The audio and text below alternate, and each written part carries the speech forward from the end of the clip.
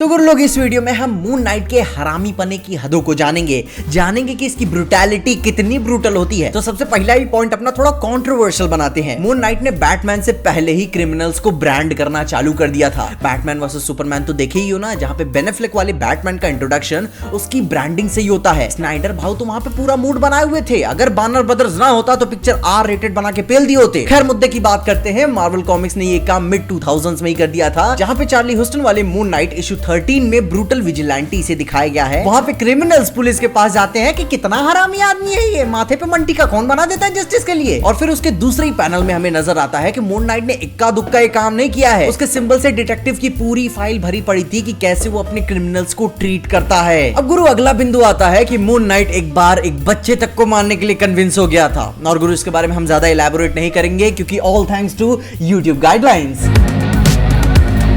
अब अपने next point को थोड़ा सा मजेदार बनाते हैं। अपन सबको पता है कि मून नाइट झांट किसी से नहीं डरता और इसीलिए उसके कपड़े सफेद नहीं होते कि चमन चमगादड़ की तरह वो अपने आप को छुपा सके। नहीं, उसके कपड़े सफेद ही इसीलिए होते हैं कि यार देख मैं आ रहा है। तो गुरु मून नाइट है बहुत गैंगस्टर आदमी, उसे झांट फर्क नहीं पड़ता कि कौन कहां क्या कैसे है। और ऐसे ही सिविल वॉर वाली टाइमलाइन में कैप्टन अमेरिका मून नाइट से मिलने गए थे। कोई लफड़े वाली बात नहीं थी, बस मिलने ही गए थे। स्पेक्टर ने अपना ओपिनियन पहले ही बता दिया था कि हमको तुम्हारी सुपर हीरो वार में कुछ करने का वाला काम है नहीं, कुछ लेना देना नहीं हमारा तुमसे। लेकिन बातों बातों में ही बातों की गर्मी इतनी बढ़ गई कि स्पेक्टर का थोड़ा सा दिमाग खराब हो गया और उसने कैप्टन को बोला कि you are a self righteous son of a beach.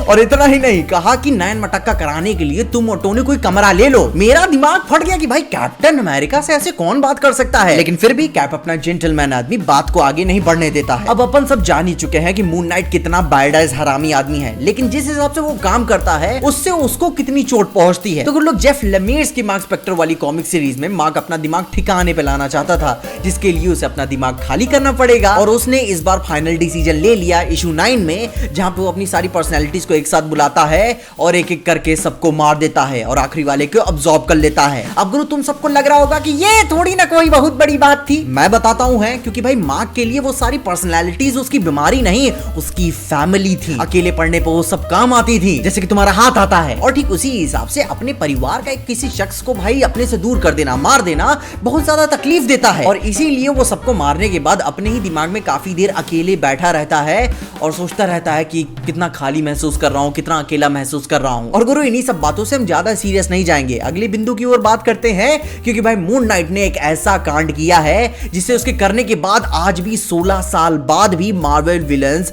Moon night के उस कांड से डरते हैं। चार्ली ह्यूस्टन की मून नाइट वाली कॉमिक सीरीज में अपने दूसरे ही चैप्टर में मून नाइट बुशमास्टर से लड़ते लड़ते इतना थक चुका था, खोंशू को प्लीज करके इतना फ्रस्ट्रेट हो चुका था कि उसने बुशमास्टर का चेहरा छिल दिया। इतना ज्यादा फ्रस्ट्रेट हो चुका था कि भाई अपने दोनों घुटने टूटने के बाद भी वो रुका नहीं कि भाई कब तक, कितना, कहां तक करूंगा। और हाईली इंजर्ड, एकदम मरने के मोमेंट पे होने के बावजूद भी उसने फाइनल डिसीजन लिया कि अब तो कांड करके रहेंगे, इसका चेहरा नोच डालूंगा मैं। और फिर क्या, इतना करने के बाद कोई आदमी जिंदा रहता है। और उसके बाद भाई बुशमास्टर मर गया। मार्क के लिए वो किसी बुरे साये की तरह उसके साथ हमेशा साथ उसके रहने लगा। मतलब कि उसकी याद टाइप में वो हमेशा उसके दिमाग में उसे करप्ट करने की कोशिश करता है, उसे ताने मारता रहता है। और कॉमिक्स के कई सारे पैनल्स में हम इसे देखते भी हैं, जैसे कि भाई अपना यही हाल फिलहाल वाला कैप्टन अमेरिका के कॉन्वर्सेशन में ही वो उसके साथ था। वो उसे कह रहा था मैं तुम्हारे हाथ जोड़ के तुमसे भीख मांगता हूं, तू इसे मार दे। और गुरु मून नाइट का ये एक्ट इतना ज्यादा ब्रूटल था कि आज भी विलन्स मून नाइट से लड़ते समय सरेंडर मार देते हैं कि भाई कहीं इसका दिमाग ना खराब हो जाए और ये मेरा चेहरा भी ना निकाल ले। तो गुरु कांड बहुत बड़े बड़े हैं मून नाइट के, और मेरे को लगता नहीं है कि डिज्नी इतना सब कुछ करने देगा।